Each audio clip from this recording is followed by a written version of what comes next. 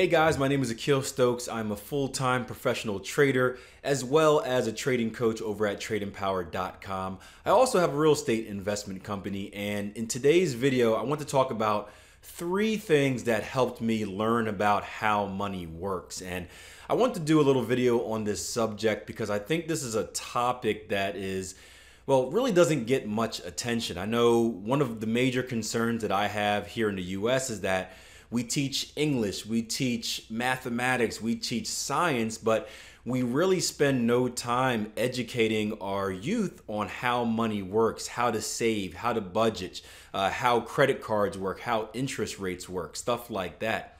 I'm also fortunate enough to work with different traders from all around the world and getting some type of an international perspective, and many of them say the same thing. They've learned a lot in school, but not a lot about money. And I guess I was blessed that my father made that a big emphasis in my life, teaching me about money. And I did so in a really stair-step type of way. The first thing I learned about was how to save. And this was a simple lesson learned by just having a piggy bank. I remember times when my father and I would go out to buy something from the supermarket or from a store. He would pay in cash, and with the change he would receive, he would give it to me and say, hey, put this in your piggy bank. Now, of course, like any kid, I would want to spend it right away in the store on some type of candy or some type of little, G.I. Joe soldier type action figure.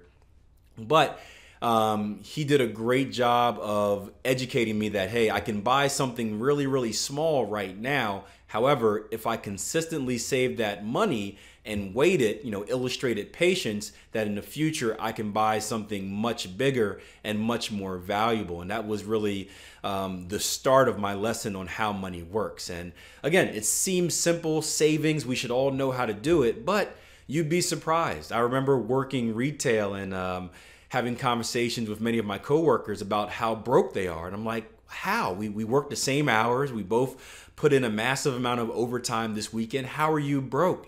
And they just have no concept of putting money aside. Everything that comes in, they spend it right away. For you guys looking for more information on that subject, there's a great book. I forgot the author, but it's called The Automatic Millionaire, where it talks about taking money out and putting it aside without you even touching it. For those who have struggles with budgeting. So step one was learning how to save. The second step was learning what interest was. And this was when I started my savings account. So one step above putting change in the piggy bank, once I started getting allowance, my dad said, hey, you can keep this much and spend it, or you can save it for a bigger prize. But this time, when I would put it in a bank, starting a savings account, I would actually make money while my money was in the bank. And again, this is something that we don't have right now with interest rates so low and even negative in some places. But back then, it was an eye-opening concept that, wait a minute, if I put money in a bank, if I give someone my money to hold, they'll actually give me money to do that. And that's when the ball started rolling. And then as I got older, I really dug into the different types of savings accounts out there and really how interest works for me. I went into things like a money market account. I went into things like a CD, certificate of deposit, which were steps up. For you guys that may not be unfamiliar or may not be familiar with it, a money market account is essentially a savings account, but just has a little bit different requirements. So you have to keep a certain balance in there. You only have a certain amount of withdrawals per year or per term. You don't get your interest unless you have an average balance of a certain amount. A certificate of deposit is even a little bit different. This is more like a loan. This is where you essentially loan the bank money. You say, I'm going to give you this much. And each CD has different terms. Some of them are 3 months. Some of them are, say, 5 years. But essentially you're saying, here's a loan, I'm going to give you this much. You're going to promise me this type of return as far as the interest rate, but I can't touch this money during that period of time. Or if I do touch the money, I won't get the full rate that was promised. So waking up on Sunday mornings and grabbing the paper and just really just going through the business part of the paper, looking at different banks and seeing what, comparing what type of interest rates they offered for what type of loan period. That's my first real experience with investing, doing research, trying to maximize and optimize how my money is going to work for me. Now, the third and final step, that's when I got into investing. This was right out of college. This was the next riskier step up there. And I invested in two ways. I invested in the stock market. I also invested in the real estate market. The real estate market, my first investment was a rental home that I actually lived in. I had just graduated college. I was getting my master's degree. It was me and two other friends, and we had rented an apartment a year earlier. And I said, hey, why waste this money paying rent to this landlord month after month after month when I can just own my own property? The rent goes back to me. It was a duplex, so we had income coming from two different streams. I had unit one where myself and two other roommates lived, and actually the rental income from my roommates more than covered my share of the rent, so I was essentially living rent free. And then we had the other unit as well rented out, bringing in income as well. So not only was I living free, but I was making some passive income off of that property as well.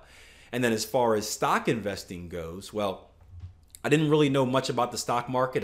It's funny that this is what I specialize in now, the Forex market, and teaching those who are interested how to trade currencies and really handle their own investments. But I really had no idea what I was doing. And I remember speaking to my father, and he said, well, the first thing you want to do is buy something you know, invest in something you know. And the first stock I ever invested in was Apple. I didn't know much about them, but I was big into music. I know that they had something called the iPod, which was pretty popular. I heard rumors of them coming out with a phone, and I said, I just put two and two together. Strong company, new product coming out. Let's buy it and invest. And I did the same type of common sense approach for a few other stocks. There was a coal mining stock. There was a drugstore. There was a company that made microchips. Just that common sense. No digging through P&L statements and anything like that. No company records. Just pure common sense. 1 + 1 = 2. And that's what I use to get my feet wet in investing. So that's how I got my start. Obviously, I've done a lot since then in educating myself and just getting better and better at what I do. But it all started with knowing how money works. And again, I think it's something that is really undertaught and undervalued in society. So the better that we can do to educate ourselves and educate our future generations on how money works, how to budget, how to take advantage of the opportunities that are out there, the more opportunities we're going to provide for people to grow up and become entrepreneurs and start their own businesses and know how to handle the financials and not run into a lot of troubles that we often see. I know for the last year or so, I've actually been purchasing hard asset gold and silver just to teach my son. I've got a almost 2-year-old at home, just to teach my son how to invest. I plan on taking the coins, telling him how much daddy bought them for, telling him how much they've appreciated, hopefully, over the years, and give him the decision. Hey, if you cash these out right now, this is how much you would get. However, if you hold on to them and they go to this level, then the same coin is now worth this much. And I think that's a good lesson and a good way to get him started down the same path as his dad. So I hope you guys enjoyed that. I know it's a little bit different than what you're used to, but this has been a topic that many of you have been requesting to discuss for a while now. So I wanted to throw together a video for you. Now, for you guys that are looking for more trading specific content, you can head over to our Trade Empowered YouTube page. Again, that's where I'm posting all of my weekend review videos from now on. Just go to the YouTube search and type in Trade Empowered FX and it'll take you right there. Lots of videos from myself, Jason Greystone, Jason Stapleton, Charles Miles, really all of the professional currency traders that we have at Trade Empowered. Thank you again for joining me for this video, and you guys have a great day. But there's only two things you need to become wealthy, guys. There are 2 steps. 1, spend less than you make, right? Does that make sense? Step number 1, spend less than you make. Give me some hearts if that makes sense, right? Spend less than you make. So whatever your paycheck is, whatever you make sure you spend less than that. That way you have something at the end. The second one is invest in something that you know. So not only are you spending less than you make, you're keeping some money at the end of the day, but now you're taking that money, you're investing it in something else. There we go, David Bach, thank you.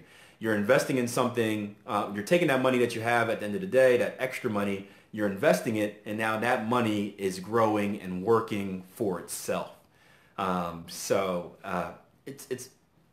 It's really as simple as that.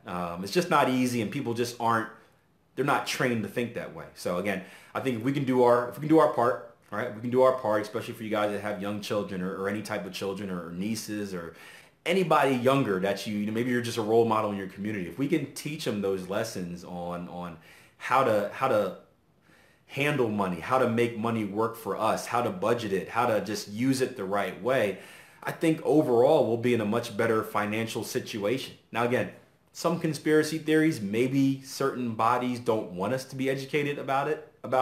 That way they can continue to control us. I'm not saying it, but you never know. But you know, if we each do our part, hopefully, you know, we can help have a better future, because right now things just aren't looking too good out there.